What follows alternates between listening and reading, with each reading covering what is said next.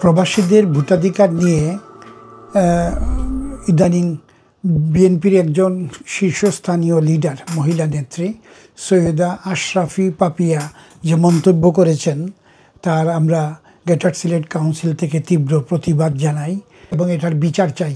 এই ধরনের অবমাননাকর কথাবার্তা প্রবাসীদের সম্পর্কে বলাটা সম্পূর্ণ অনুচিত। আপনারা সব সময় প্রবাসীদের বিপদে পড়লেই প্রবাসীরা রিমিটেন্স যোদ্ধা, আর যখন বিপদ কেটে যায় তখন প্রবাসীদের আবার কি দাম আছে, মানে অর্থাৎ প্রবাসীদেরকে অবজ্ঞা করা। এই যে ভোটাধিকার, প্রবাসীদের ভোটাধিকারের দাবিটা আজকের নয়, এখন হয়তো এই ব্রিটেনেই হাজারো সংগঠন, কিন্তু 1993 থেকে আমরা যখন গ্রেটার সিলেট কাউন্সিলের যাত্রা শুরু করি তখন থেকেই আমরা কিন্তু প্রবাসীদের ভোটাধিকার দাবি জানিয়ে আসছি। হাতে গোনা দুই একটি অর্গানাইজেশনের মধ্যে গ্রেটার সিলেট অন্যতম। এবং শুধু তাই নয়, 1996-এ আমরা গ্রেটার সিলেট কাউন্সিলের পক্ষ থেকে আমাদের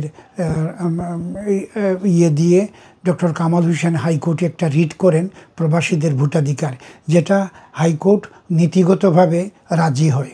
পরবর্তীতে আমি এবং মনসব আলী ভাই যখন আমাদের গ্রেটার সিলেট কাউন্সিলের দায়িত্বে ছিলেন তখন আমরা নির্বাচন কমিশনার সহুল আহমদ এবং রিটায়ার্ড ব্রিগেডিয়ার সাখাওয়াত হোসেন উনাদেরকেও এনে আমাদের যে প্রবাসীদের ভোটাধিকারের যে দাবিটা, যাতে, কারণ এখন এই জিনিসটা আরও বেশি জোরালো হয়েছে এই জন্য, কারণ আপনি দেশে গেলে আপনার ছেলে মেয়ের বিয়েটা রেজিস্ট্রি করতে গেলে আপনার এনআইডি কার্ডের দরকার, আপনার স্মার্ট কার্ডের দরকার। আপনি ঢাকা থেকে সিলেটে যাবেন ফ্লাইটে, ওই ফ্লাইটে যেতে গেলেও টিকিটটা করতে গেলে আপনার ওই জিনিসটা মানে এনআইডির দরকার। তো এনআইডিটা মানে স্মার্ট কার্ড যেটা, ওইটাই আপনার ভোটাধিকার, মানে অর্থাৎ নির্বাচন কমিশন থেকে ইস্যু হয়, যেটার মাধ্যমে আপনি একজন ভোটার হিসাবে রিকগনিশন পাচ্ছেন।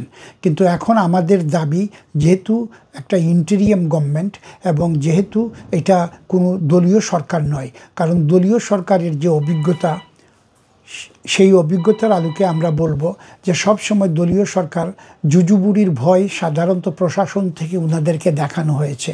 সব সময় উনারা বলতেন যে এই ভোট ব্যাংক যদি আমাদের পক্ষে না আসে তো তাদেরকে ভোটাধিকার দিয়ে আমাদের কি হবে।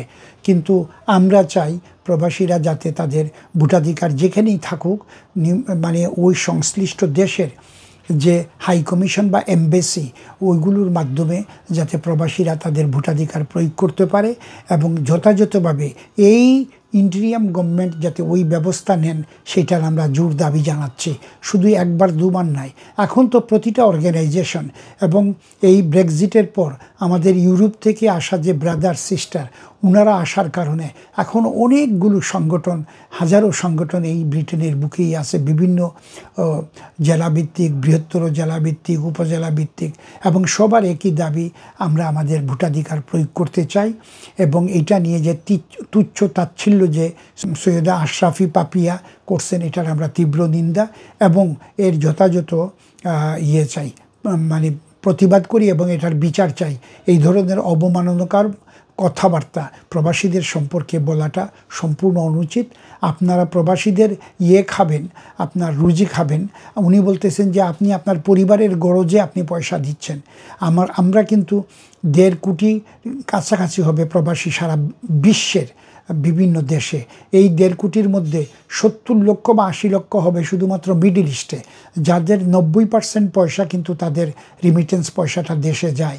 আমরা যারা এনআরবি হয়ে গিয়েছি, নন রেসিডেন্ট বাংলাদেশি, তারা কিন্তু অনেক সময় যেহেতু পরিবার পরিজন এইখানে থাকার কারণে হয়তো তাদের হিস্সাটা কম যায়, কিন্তু একটা পরিবার যখন তার পরিবার সদস্য নিয়ে বেড়াতে যায় তখন যে ইকোনমিতে যে ইনপুটটা হয়, একটা পরিবার দেশে যাওয়া মানে শুধুমাত্র যে তার আত্মীয় স্বজন দেখতে গেছে তা না, তারা যে বিভিন্ন স্পটে যাবে, ভ্রমণ করবে, ট্রাভেল করবে এবং যে খরচটা করবে, একটা পরিবার দেশে যাওয়া মানে 2 থেকে 3 হাজার পাউন্ড মিনিমাম তাকে খরচ করে আসা।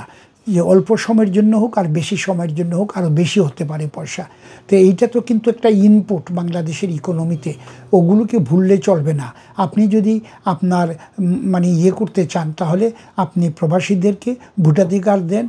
এইটা আমাদের সিটিজেন্স রাইট, এটা আমাদের নাগরিক অধিকার। আমরা আমাদের অধিকার প্রয়োগ করতে চাই, এবং বিদেশ থেকে, যে দেশেই থাকবো সেই দেশ থেকে আমরা এটা প্রয়োগ করব। এইটার ব্যাপারে কোনো ষড়যন্ত্র প্রবাসীরা বরদাস্ত করবে না।